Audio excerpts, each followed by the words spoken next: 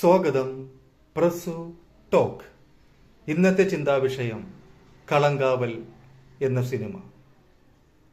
അഭൗമം, അതിമനോഹരം, ഉത്കൃഷ്ടം, ഉജ്ജ്വലം ഇങ്ങനെയുള്ള വാഴ്ത്തുപാട്ടുകൾ പല കോണിൽ നിന്നും കേട്ടതിൻ്റെ പരിണിത ഫലമാണ് തിയേറ്ററിലേക്ക് തിരക്കിട്ടോടി ഞാൻ ഈ സിനിമ കണ്ടത്.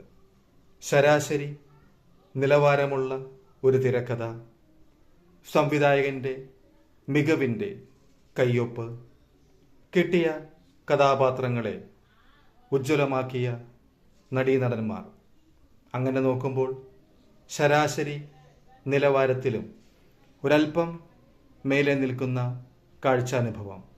അതാണ് എന്നെ സംബന്ധിച്ചിടത്തോളം ഈ ചിത്രം.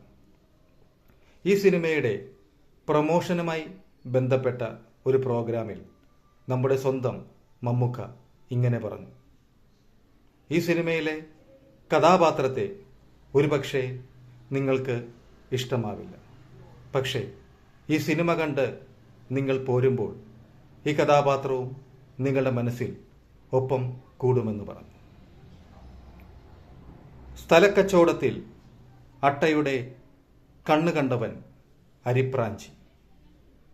അഭിനയ മികവിൽ ആകാശത്തോളം വലിപ്പത്തിലാണ് മമ്മൂക്കയുടെ സ്ഥാനം. അത്തരം ഒരു നടന് കാമ്പും കരുത്തും ആഴവും പരപ്പും വേണ്ടുവോളമുള്ള കഥാപാത്രങ്ങളെ കിട്ടിയാൽ മാത്രമേ അവരുടെ അഭിനയ മികവിൻ്റെ ചാരുത പരിപൂർണമായി നമ്മളിലേക്ക് ആസ്വദിക്കാൻ കഴിയൂ.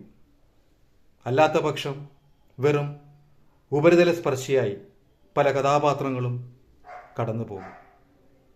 നമ്മുടെ മനസ്സിനെ വർഷങ്ങൾക്കിപ്പുറവും സ്വാധീനിക്കുന്ന, ഓർമ്മയിൽ തങ്ങി നിൽക്കുന്ന എത്രയോ അവിസ്മരണീയ കഥാപാത്രങ്ങൾക്ക് ജീവൻ നൽകിയ ആളാണ് പ്രിയ മമ്മൂക്ക. അവയൊക്കെ നമ്മുടെ മനസ്സിൽ ഇപ്പോഴും നിറഞ്ഞു നിൽക്കുന്നുമുണ്ട്. അത്തരത്തിലുള്ള കഥാപാത്രങ്ങളെ സൃഷ്ടിക്കുക എന്നുള്ളതാണ് ഇവിടുത്തെ കഥാകാരന്മാരുടെ വെല്ലുവിളി. അവരത് ഏറ്റെടുക്കുമ്പോൾ നമ്മളുടെ സിനിമ കാണൽ വലിയൊരു അനുഭവമായി മാറുകയും ചെയ്യും. പ്രിയ മമ്മൂക്ക, ഇനിയും ഒരുപാട് ഉജ്ജ്വല കഥാപാത്രങ്ങൾ അങ്ങയെ തേടിയെത്തട്ടെ. അവയെല്ലാം അഭിനയിച്ച് ഞങ്ങളെ അങ്ങ് സന്തോഷിപ്പിക്കട്ടെ ഒരുപാട് കാലം.